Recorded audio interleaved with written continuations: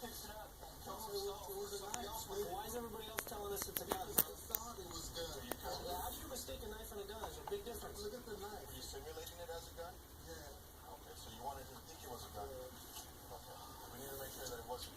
No, it was You that. didn't toss it somewhere. Hey, What kind of gun is it? How do you know this guy? because he's married to my aunt. He's married to your aunt? Yeah, he raped my cousin as of Thursday. I came over here to verify, and sure enough, I did get the answer there. Can you stand up? I can't. All right, right here. Where's it hurt? Right here. The ankle where the kneecap is at, and the hip right around there. How'd you do that?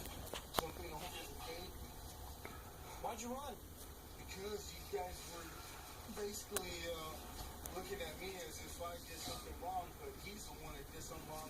Well, why didn't you call us? Instead of calling us, you decided to take some vigilante action, and look where it caught you.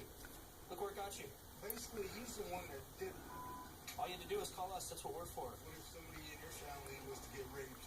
Call cops. I'd call the cops because I think with my head first, so I don't get in trouble. That's why I confronted them, and then afterwards I didn't do nothing Well, if you didn't do nothing, why were you hiding? because I just basically thought that you guys were going to get me for something stupid like this. Now, we're looking for the gun that he supposedly had. He's saying he didn't have a gun, but everybody else in the family is saying he definitely had one. So this is where he jumped down from, was probably right at that corner. There's the house. So it's got to be somewhere down in here if he threw it.